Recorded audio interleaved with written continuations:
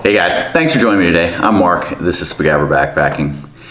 And, you know, hiking and backpacking, it's just out walking, right? I mean, of all the things you could choose to do, it's probably the cheapest thing out there.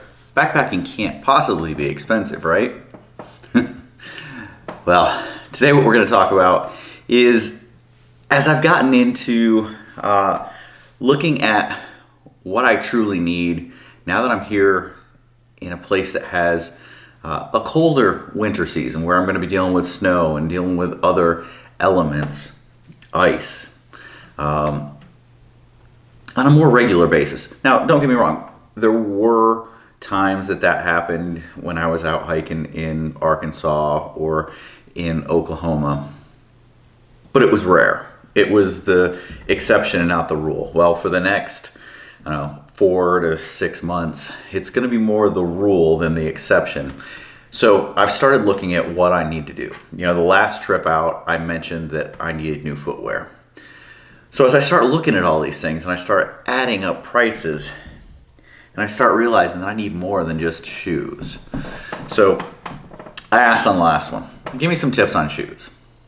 A lot of people have come up with trail runners, and that's actually shocked me. It's been a little bit surprising that that's a suggestion people would have come up with for snowy backpacking and camping is trail runners. Now, there are trail runners out there that have a little bit more insulation or have Gore-Tex or some other waterproof membrane, a waterproof breathable membrane, similar to Gore-Tex, like the Event ones are an example. But I don't know if I want to go trail runners, just because if I am out, like, I just don't want my toes getting cold. I don't want to risk losing toes, you know? So I'm kind of leaning towards a lightweight type boot that has some sort of Thinsulate or Primaloft or something insulation that's going to keep me warm, especially, if I'm hanging around camp. I don't know. I want something that's and something that's a little bit more dual duty. It's not just for hiking. Like, if it's snowing outside and I want to go, pick up a loaf of bread at the store, I could throw these boots on and be good. But then it's not just the shoes. It's not just the footwear. You're getting into other pieces. You're getting into gaiters. Well, especially if I'm going with something lower, not a full height boot, I want something to keep the snow from getting into my shoes. So, especially if I'm going with a trail runner, I definitely want higher gaiters. And I've had some in the past. I know Outdoor Research is what I've had in the past. I know that there are a bunch of brands out there that make high gaiters, but you're looking at spending some more money. And then, well, micro spikes. It's definitely a recommendation. I just saw a post today that showed what the trails up in the Whites look like right now, and they look pretty much like sheets of ice.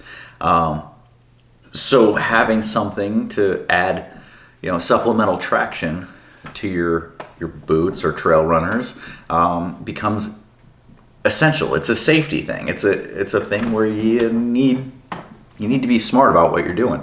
If you're not going like full-on crampons, you at least need something like micro spikes in order to give you that traction and help out and give you that layer of protection, that layer of safety.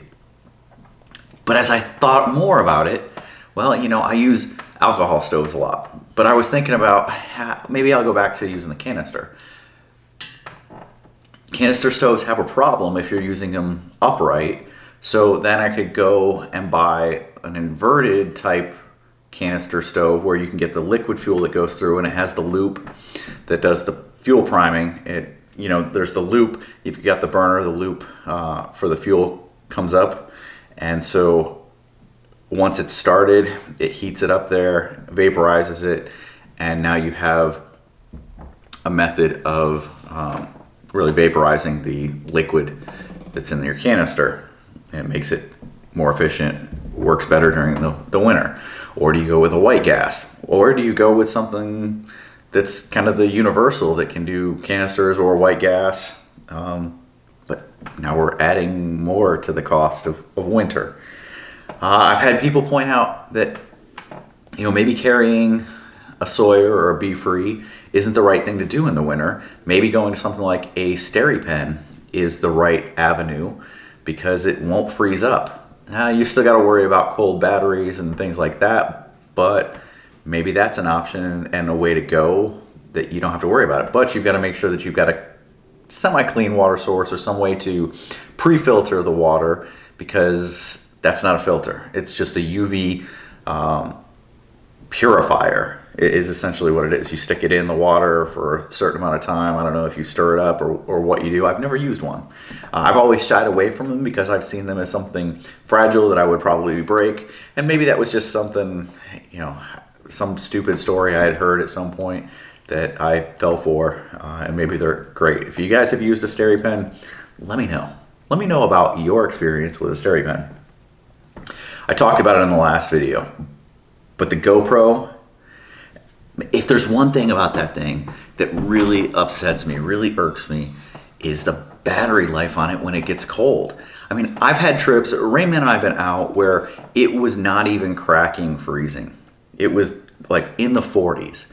And the thing would just die on me once it hit, 50 or 60%. So you either had to have a full battery in there or it was going to die on you. So getting the Enduro batteries is something that I need to do. But really, why does this happen? I mean, I had my phone out there with me. My phone, I had it in the hang time hook overnight. I didn't put it in my pocket, nothing. Woke up, it was at like 25%. I was able to record stuff on my phone, no problem at all. I was able to take pictures. I was able to text. It was still going fine when I got to my truck. I put in my directions to get home. I mean, it's dumb that these are the problems we have with GoPros. So many people, if you look at the advertisements, if you watch how they sell this action camera, there's a lot of snowboarding and mountain biking videos. How long is it lasting when you're out there snowboarding? Because I can tell you from my experience, it probably won't turn on. But so there's another piece, possibly a new jacket. Now I've got a lot of jackets, a lot of different pieces. I've actually got a much thicker Mountain Hardwear jacket. The problem is I've put on enough muscle that a lot of my clothes aren't fitting all that well, including my Ghost Whisperer, which I noticed when I was sleeping or when I was trying to sleep that if I had it zipped up, it was too tight. I couldn't put my arms above my head. So I do have some other jackets that may suffice, and doing the layering system properly, I think that I should be okay. I do have insulated pants from Columbia that have that reflective stuff inside of them. They're actually pretty nice, but I don't know if they're going to be right for what I'm doing out here, so I may need some insulated pants. And then, I've contemplated my X-Bed sleeping pad. It's a long wide. It's pretty much perfect for what I want to do, and it's got an R value of like over 7. But I've talked about going to something like a Nemo or something that's got more of that quilted design just for a little bit better comfort. I mean, if I'm going to be doing it, I want to make sure that I'm comfortable.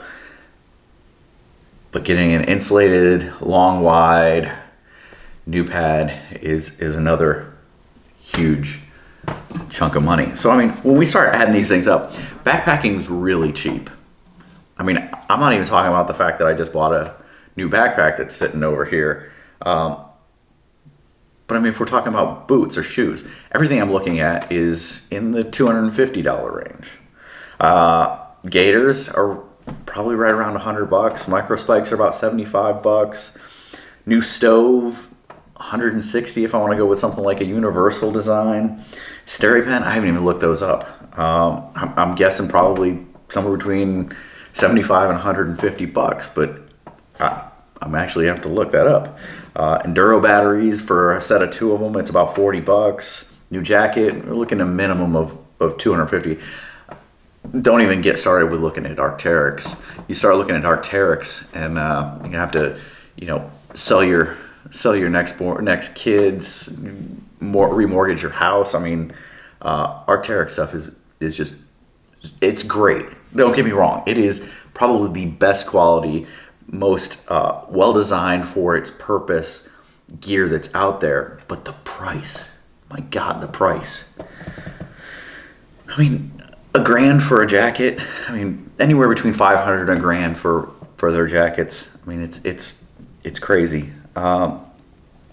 You know, so $250 and up for a jacket. Probably the same for the pants. Sleeping pad, right around $200 to $250, depending on what you get. And so, I mean, you start adding these up. I'm not going to add them up because I don't want to know that number. But it's, I mean, in my head, I'm looking at it, and I mean, you're talking,